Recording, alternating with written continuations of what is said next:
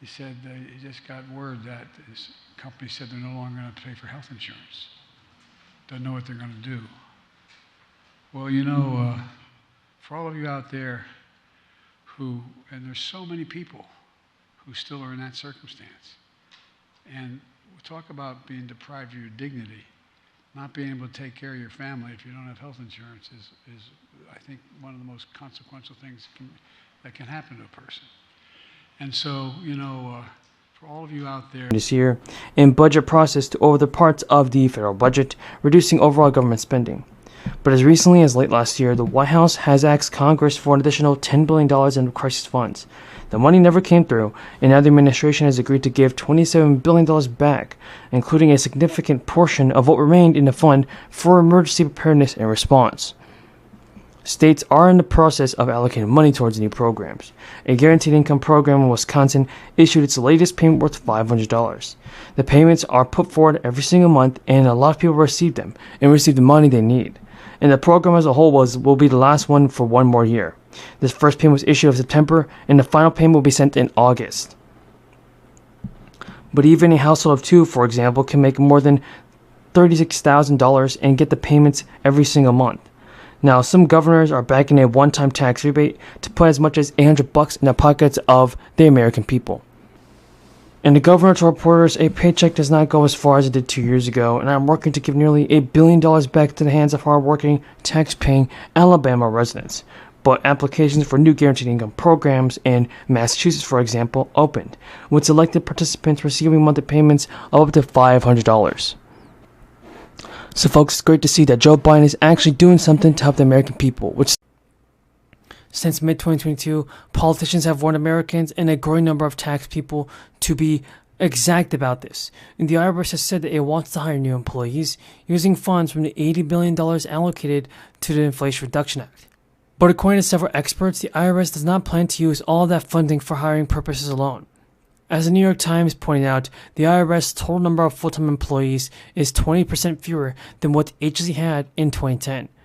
Even though the population has grown, to bolster its numbers, the agency plans to hire using a lot of money, with roughly $7,200 of those being hiring enforcement staff. This would add to the 5,000 phone personnel the agency hired before the 2023 tax season began.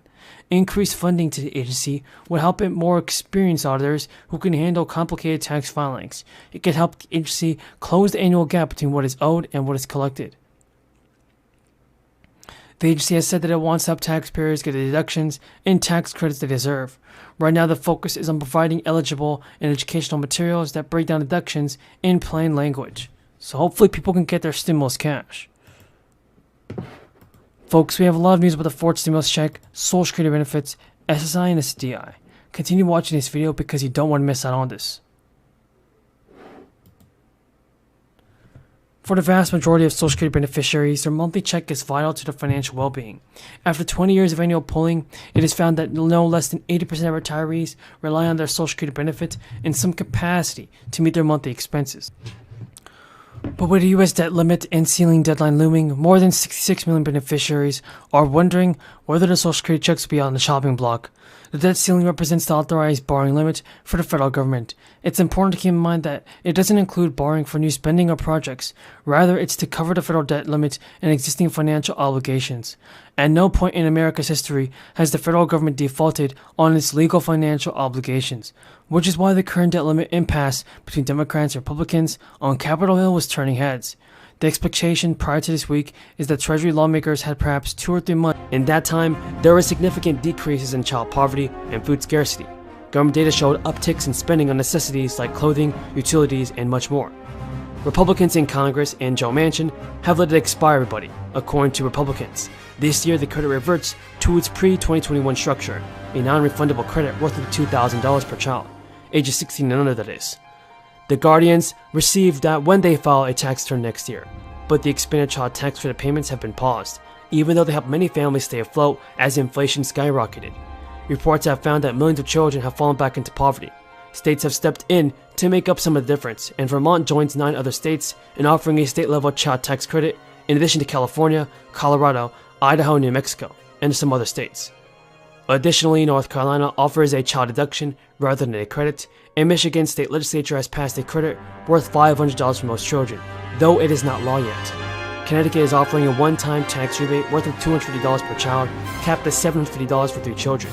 Families need to apply to receive it, and the size of the credit and eligibility requirements vary greatly by state.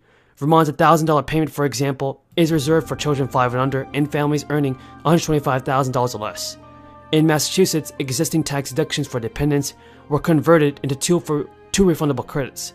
These state tax credits are worth between $180 to $240 per child under 12 for up to 2 children in all families. In some states, the credit is non-refundable, which means it can reduce someone's tax liability as low as $0. Taxpayers must file a tax return to receive it. Others, including Vermont, have made it fully refundable, meaning that it can reduce a filer's tax liability below $0. Despite the plans, the bill is yet to be formally proposed and is being negotiated on across both sides of Congress. Folks, we have a ton of good news about the fourth stimulus check and Social Security benefits. Stay tuned because you definitely don't want to miss out on this. Social Security, everybody, provides monthly benefits to millions of retired seniors. Some of those seniors depend on the program for the bulk of their income, and that's proven to be a problematic thing this year in particular. Although Social Security recipients get a generous 5.9% raise going into 2022, at this point the rate of inflation is far outpacing that boost. That means seniors who live mostly on Social Security are losing buying power even at a time when they're sitting on a higher raise.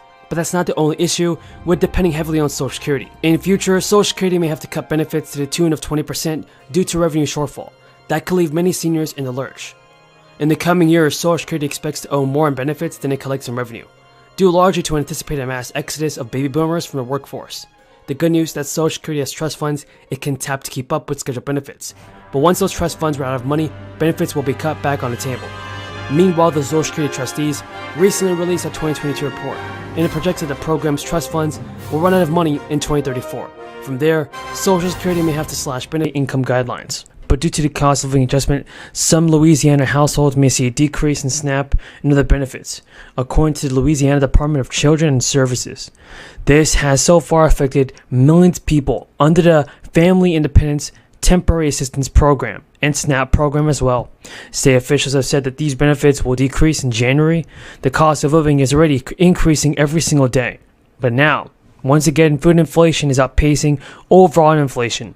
What this means, though, is that SNAP recipients in the state of New York will once again receive more than $100 in their monthly benefits. SNAP has been crucial for many people in New York, and households that are currently at or near the maximum benefit level, which is about $1,000 for a household of 4, will receive SSI payments of at least $100. Benefits will post between December 12th and December 31st.